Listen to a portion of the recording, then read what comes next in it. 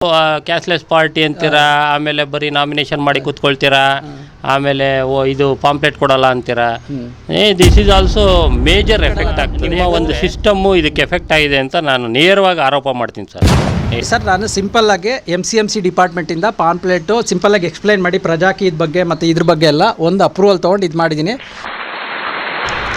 Sir. ಮತ್ತೊಂದು ಪ್ರಶ್ನೆ, ಈಗಿನ ಒಂದು ಪರ್ಸೆಂಟೇಜ್ ನೋಡಿದ್ರೆ ವೋಟಿನ ಪರ್ಸೆಂಟೇಜು ಅದು ತುಂಬ ಕಮ್ಮಿ ಇದೆ ಸರ್. ಈ ನಿಮ್ಮ ಒಂದು ರಾಜಾಜಿನಗರ ಕ್ಷೇತ್ರ ಅಥವಾ ನಿಮ್ಮ ಕ್ಷೇತ್ರದಲ್ಲಿನೇ ಅದ್ರ ಬಗ್ಗೆ ಏನು ಹೇಳ್ತೀರಾ ಸರ್ ನೀವು?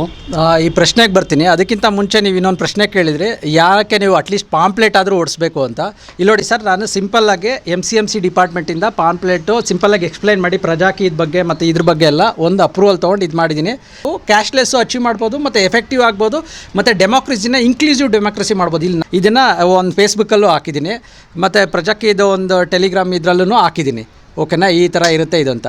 ಇವಾಗ ನೀವು ಪ್ರಜಾಕೀಯದಲ್ಲಿ ಇರೋರು ಆಮೇಲೆ ನಿಮ್ಮ ಜವಾಬ್ದಾರಿ ಆಗುತ್ತೆ. ಇದನ್ನು ನೀವು 10 ಜನಕ್ಕೆ ಹೇಳೋದು ಮತ್ತು ನಿಮ್ಮ ಕ್ಷೇತ್ರದಲ್ಲಿ ಹೇಳೋದು, ಇದು ನಿಮ್ಮ ಜವಾಬ್ದಾರಿ ಆಗುತ್ತೆ. ನೀವು ತೊಗೊಂಡು ಇದನ್ನು ಸ್ಪ್ರೆಡ್ ಮಾಡಬೇಕು, ಈ ಥರ ಹೋಗ್ಬೇಕು. ಆವಾಗ ನಾವು ಕ್ಯಾಶ್ಲೆಸ್ಸು ಅಚೀವ್ ಮಾಡ್ಬೋದು ಮತ್ತು ಎಫೆಕ್ಟಿವ್ ಆಗ್ಬೋದು ಮತ್ತು ಡೆಮೋಕ್ರಸಿನ ಇನ್ಕ್ಲೂಸಿವ್ ಡೆಮೋಕ್ರಸಿ ಮಾಡ್ಬೋದು. ಇಲ್ಲಿ ನಾನು ಅಭ್ಯರ್ಥಿ, ನಾನೇ ಎಲ್ಲರನ್ನೂ ರೀಚ್ ಮಾಡ್ತೀನಿ ಅಂತಲ್ಲ. ನಾನೊಬ್ಬ ಕಾರ್ಮಿಕ, ನೀವಿದ್ದೀರಲ್ಲ, ಪ್ರಜಾಕೀಯ ಒಪ್ಪಿದ್ದೀರಲ್ಲ, ನೀವು ನಿಮ್ಮ ಥರ ಸಾವಿರಾರು ಜನನ ನೀವು ಮುಂದೆ ತರಬೇಕು. ಆವಾಗ ನಮ್ಮ ವ್ಯವಸ್ಥೆ ಒಂದು ಬದಲಾವಣೆ ಆಗುತ್ತೆ. ಈಗ ಮುಂದಿನ ಪ್ರಶ್ನೆ ಬಂದ್ಬಿಟ್ಟು ನಿಮ್ದೇನಿತ್ತು, ಯಾಕೆ ವೋಟಿಂಗ್ ಪರ್ಸೆಂಟ್ ಕಮ್ಮಿ ಆಗಿದೆ, ಬರೀ 50% ಆಗಿದೆ ಗ್ರಾಮಾಂತರ ಕಡೆ. ನಿಮ್ಮ ಒಂದು ಸಿಸ್ಟಮ್ಮು ಇದಕ್ಕೆ ಎಫೆಕ್ಟ್ ಆಗಿದೆ ಅಂತ ನಾನು ನೇರವಾಗಿ ಆರೋಪ ಮಾಡ್ತೀನಿ ಸರ್. ಈ ಸಿಸ್ಟಮ್ ಅಂದರೆ ಯಾವುದು ಸರ್? ಯಾವ ಸಿಸ್ಟಮ್ಗೆ ಅಫೆಕ್ಟ್ ಆಗಿದೆ ಅಂತ ನೀವು ಹೇಳ್ತೀರಾ? ಅದೇ ಸರ್, ನಿಮ್ಮದು ಕ್ಯಾಶ್ಲೆಸ್ ಪಾರ್ಟಿ ಅಂತೀರಾ, ಆಮೇಲೆ ಬರೀ ನಾಮಿನೇಷನ್ ಮಾಡಿ ಕೂತ್ಕೊಳ್ತೀರಾ, ಆಮೇಲೆ ಇದು ಪಾಂಪ್ಲೆಟ್ ಕೊಡಲ್ಲ ಅಂತೀರಾ.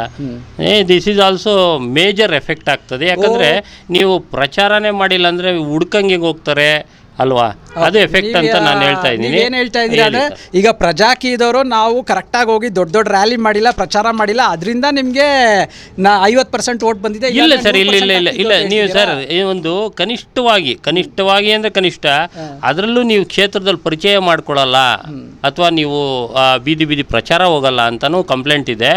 ಅಥವಾ ಅವರು ನಮ್ಮ ಹೈಕಮಾಂಡ್ ಅವರು ಒಂದು ಸ್ವಲ್ಪ ಇನ್ಫಾರ್ಮೇಷನ್ ಕೊಟ್ಟಿದ್ದಾರೆ. ಅದರಿಂದ ನೀವು ಅಟ್ಲೀಸ್ಟು ಅದು ಮಾಡಿಲ್ಲ ಅಂದರೂ ಈ ಪರ್ಸೆಂಟೇಜ್ಗೆ ಇದೂ ಸಹ ಎಫೆಕ್ಟ್ ಆಗುತ್ತೆ ಅಂತ ನಾನು ನೇರವಾಗಿ ನಿಮಗೆ ಪ್ರಶ್ನೆ ಮಾಡಿ. ಆಯಿತು, ಪ್ರಜಾಕೀಯದ ಅಭ್ಯರ್ಥಿ ಇಲ್ಲ ಅಂದಿದ್ರೆ ನೀವು 100% ವೋಟಿಂಗ್ ಆಗ್ತಿತ್ತು ಅಂತ ನೀವು ಅಂದ್ಕೊಂಡಿದ್ದೀರಾ? ಇಲ್ಲ ಸರ್, ಅದು ಎಫೆಕ್ಟ್ ಆಗ್ತಾ ಇದೆ ಅಂತ ಹೇಳ್ತಾ ಇದ್ದೀನಿ ನಾನು 100 ಅಂತ ಹೇಳ್ತಾ ಇಲ್ಲ, ಖಂಡಿತ ಸರ್. ಈಗ 56 57 ಇದೆ ಸರ್, ಅಟ್ಲೀಸ್ಟ್ ಒಂದು 16 ಆದರೂ ಬರೋದು ಸರ್. 16 ಬರೋದು ನಿಮ್ದು ಅಲ್ಲ, ನೀವು ಅಭ್ಯರ್ಥಿ ಇರಲ್ಲ ಅಲ್ಲ. ನಮ್ಮ ಕ್ಷೇತ್ರ UPP ಪಕ್ಷದಿಂದ ನೀವೇನಾದರೂ ಪ್ರಚಾರ ಮಾಡಿದರೆ ಒಂದು ವೇಳೆ ಇದು ಒಂದು ಪಕ್ಷ ಇದೆ, ಒಂದು 10 to 15% ಮೋರ್ ಆಗ್ಬೋದು ಸರ್. ಈ ಪ್ರಚಾರ ಮಾಡೋದು ಜವಾಬ್ದಾರಿ ಯಾರ್ದು? ಫಸ್ಟ್ ಜವಾಬ್ದಾರಿ ಬಂದು ನಾನು ಈ ಪಕ್ಷದ ಕ್ಯಾಂಡಿಡೇಟ್ ಆಗಿದ್ದೀನಿ. ನನ್ನ ಜವಾಬ್ದಾರಿನ ಕ್ಯಾಂಡಿಡೇಟ್ ಒಬ್ಬ ಕಾರ್ಮಿಕನ ಜವಾಬ್ದಾರಿ. ನಾವು ನಾವು ರೆಡಿ ಆಗಿದ್ದೀವಿ ಅಂತ ನಿಮ್ಗೆ ತೋರಿಸಿದೀವಿ ಸರ್. ಅದಾದ್ಮೇಲೆ ಸಿದ್ಧಾಂತಗಳ ಪಾಯಿಂಟ್ಸ್ ಪ್ರಕಾರ ನೀವು ಪ್ರಜಾಕೀಯ ಒಪ್ಪಿರೋರು ಇನ್ನ 10 ಜನಕ್ಕೆ ಹೇಳ್ಬೇಕು, ಆಪ್ ಡೌನ್ಲೋಡ್ ಮಾಡಬೇಕು, ನೀವು ಸಂದೇಶನ ಮುಟ್ಟಿಸ್ಬೇಕಲ್ಲ ಸರ್.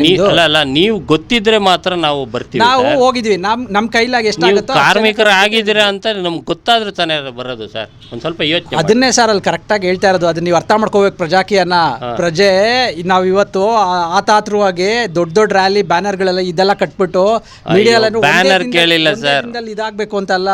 ಲೇಟ್ ಆದ್ರೂ ನಾವು ಸತ್ಯ ಮಾರ್ಗದಲ್ಲಿ, ನಿಧಾನ ಆದ್ರೂ ಸತ್ಯ ಮಾರ್ಗದಲ್ಲಿ ಹೋಗ್ಬೇಕು.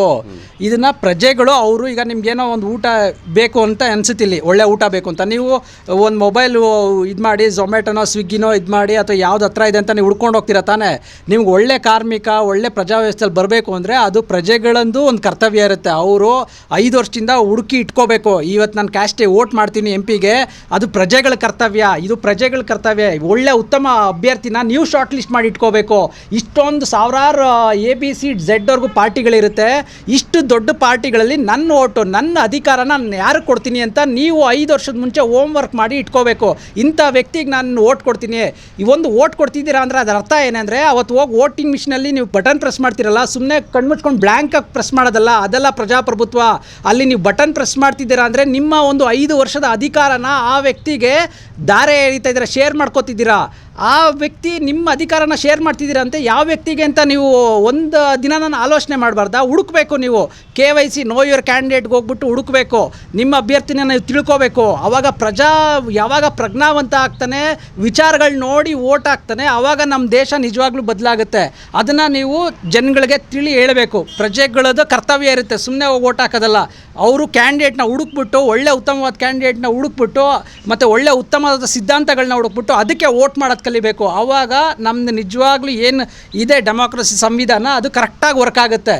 ಇಲ್ಲಿ ಮೇಜರ್ ತಪ್ಪಾಗ್ತಿರೋದನ್ನೇ ಪ್ರಜೆಗಳು ಅವರು ಬೇಕಾಗಿರೋ ಇದನ್ನ ಹುಡುಕಕ್ಕೆ ಅವ್ರು ರೆಡಿ ಇಲ್ಲ. ಎಲ್ಲ ಅವ್ರಿಗೆ ಮನೆ ಮುಂದೆ ರೆಡಿಮೇಡಾಗಿ ಬರಬೇಕು ಅನ್ಕೋತಾರೆ. ಅವ್ರ ಕರ್ತವ್ಯನ ಮುಗಿತಾರೆ. ದೇಶ ನಮ್ಗೆ ಏನು ಕೊಡ್ತು ಅಂತಲ್ಲ, ನಾವು ದೇಶಕ್ಕೆ ಏನು ಕೊಡ್ತೀವಿ ನಮ್ಮ ಜವಾಬ್ದಾರಿನೂ ಇರುತ್ತೆ.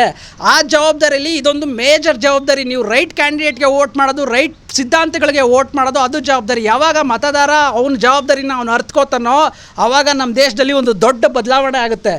ಖಂಡಿತ ಇದು ನಾನು ಮೆಚ್ತೀನಿ. ಆದರೆ ಏನಂದರೆ ಇನ್ನೊಂದು ಕೊನೆ ಪ್ರಶ್ನೆ ಇದು ಏನಂದರೆ, ಈ ಒಂದು ಸಿದ್ಧಾಂತಗಳು ಮತ್ತು ಇದೆಲ್ಲ ಒಪ್ಕೊಂಡು ಯಾವಾಗ ನಿಮ್ಮ ಒಂದು ಸಿದ್ಧಾಂತಗಳು ಸರ್ಕಾರಕ್ಕೆ, ಆಡಳಿತಕ್ಕೆ ಯಾವಾಗ ಬರ್ಬೋದು ಅಂತ ಅಪೇಕ್ಷೆ ಪಡ್ಬೋದು ನಾವು? ಸರ್, ಇದು ನಮ್ಮದು ಪ್ರಜಾಪ್ರಭುತ್ವದಲ್ಲಿ ನಾವು ನಮ್ದು ಏನಿರುತ್ತೋ ನಮ್ಮ ಎಫರ್ಟು, ನಮ್ಮ ಸಿದ್ಧಾಂತಗಳ ಪ್ರಕಾರ ನಾವು ರಾಜಮಾರ್ಗದಲ್ಲಿ ಹೋಗ್ತೀವಿ. ನಾವು ವಾಮನ ಮಾರ್ಗ ಹುಡುಕಲ್ಲ. ಏನಿದೆಯೋ ನ್ಯಾಯ ನೀತಿ ಧರ್ಮ ಇದು ಮಾಡ್ಕೊಂಡಿದ್ದೀವೋ ಆ ಪಾತಲ್ಲಿ ಹೋಗ್ತೀವಿ. ಲೇಟ್ ಆದರೂ ಪರವಾಗಿಲ್ಲ. ಒಂದು ಸತಿ ಇದು ಎಸ್ಟಾಬ್ಲಿಷ್ ಆದರೆ ಇದಕ್ಕೆ ಸೋಲು ಅನ್ನೋದೇ ಇರಲ್ಲ, ಹಿಂತಿರುಗೋದು ನೋಡೋದಂಥದ್ದೇ ಇರಲ್ಲ. ಆ ಥರ ಎಸ್ಟಾಬ್ಲಿಷ್ ಆಗಬೇಕಾದ್ರೆ ನಾವು ಕಾಯಲೇಬೇಕು. ಇವಾಗ ನೋಡಿ, ಸೂರ್ಯ ಎಲ್ಲಿದೆ, ಆಲ್ಮೋಸ್ಟ್ ಆಯಿತಾ, ಬೆಳಕಿದೆ. ನೀವು ಸಡನ್ನಾಗಿ ನನಗೆ ಮುಂಜಾನೆ ಸೂರ್ಯ ಬೇಕು ಹೀಗೆ ತೋರಿಸು ಅಂದರೆ ಆಗೋದಿಲ್ಲ. ಆ ಟೈಮ್ವರೆಗೂ ಕಾಯಬೇಕು, ಆ ಎಫರ್ಟ್ ಹಾಕಬೇಕು. ಆವಾಗ ನಿಮಗೆ ಮುಂಜಾನೆ ಸೂರ್ಯ ಬರುತ್ತೆ. ಉತ್ತಮ ಪ್ರಜಾಕೀಯ ಪಕ್ಷ ಬಂದು 6 ವರ್ಷಗಳಾಯಿತು ಸರ್. ಈಗ ನೆಕ್ಸ್ಟ್ ಎಲೆಕ್ಷನ್ ನೀವು ಪಾರ್ಟಿಸಿಪೇಟ್ ಮಾಡ್ತೀನಿ ಅಂದರೆ 10 ವರ್ಷಗಳಾಗುತ್ತೆ.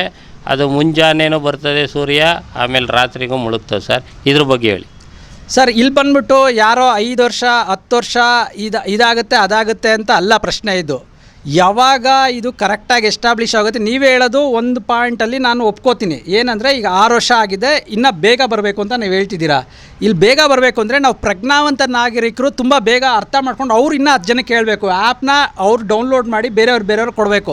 ಎಷ್ಟು ಬೇಗ ಜನಗಳು ಇತರೆ ಜನಗಳಿಗೆ ಈ ಒಳ್ಳೆ ಮಾಹಿತಿ ಹಂಚ್ಕೋತಾರೋ ಅಷ್ಟು ಬೇಗ ಇದಾಗುತ್ತೆ. ನಮ್ಮ ಎಫರ್ಟು ನಿಮ್ಮ ಎಫರ್ಟು ಇನ್ನು ಮುಂದೆ ಏನಾಗಬೇಕು ಅಂದರೆ, ನಾವು ನಮಗೆ ಯಾವಾಗ ನಾವು ಒಂದು ಸ್ವಲ್ಪ ಏನಾರು ಟೈಮ್ ಸಿಕ್ಕಿದ್ರೂ ಒಂದು ಹೊಸಬ್ರಿಗೆ ಒಂದು 10 ಜನಕ್ಕೆ ಈ ಪ್ರಜಾಕೀಯ ಮತ್ತು ಈ ವ್ಯವಸ್ಥೆ ಮತ್ತು ಈ SOPಗಳು ಮತ್ತು ಪಾಯಿಂಟ್ಸ್ಗಳನ್ನ ಇದು ಮಾಡಿ ಹಂಚ್ತಾ ಇದ್ದರೆ, ಇದು ಮಾಡ್ತಿದ್ರೆ ಅದು ಅಷ್ಟು ಬೇಗ ಆಗುತ್ತೆ, ಎಲ್ಲರಿಗೂ ಒಳ್ಳೆಯದಾಗುತ್ತೆ. ಆಯ್ತು ಖಂಡಿತ ಸರ್. ನಿಮಗೆ ಬೆಸ್ಟ್ ಆಫ್ ಲಕ್, ಒಳ್ಳೆಯದಾಗಲಿ. ಉತ್ತಮ ಪ್ರಜಾಕೀಯ ಪಕ್ಷಕ್ಕೆ ಇಂದ ನಿಂತಿದ್ದೀರಾ.